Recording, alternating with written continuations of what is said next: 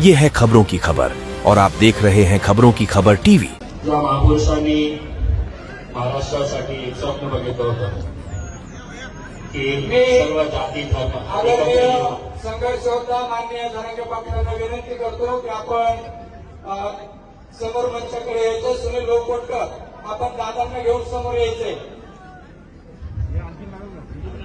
मी जे स्वप्न बघितलं होतं आज जितके सारे लोक एकत्र झालेले आहेत ते सर्व आपल्या राजनैतिक पक्ष आपली जात धर्म विसरून न्यायासाठी हक्कासाठी आणि आज जे काही चुकीच्या महाराष्ट्रामध्ये घडत आहे त्याच्या बाबतीत आपण एकत्र आलेलो आहे। मी सर्वांना धन्यवाद देतो आणि फक्त एक गोष्ट सांगू इच्छितो, एक बात बताना चाहता हूं और इस बात के अंदर सारी बात छुपी हुई है। उसके वक्त के ऊपर मैं चुप था, अब मेरा नंबर आया है।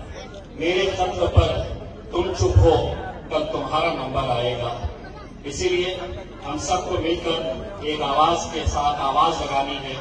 हमें हाथ से हाथ जुड़ाकर ये एक संदेश देना है कि यहाँ पर संतोष देशमुख की जिस तरीके से निर्मम हत्या की गई है, शायद उसे देखकर शैतान और हैवान भी शर्मा जाए कि एक इंसान को किस तरीके से मार सकता है।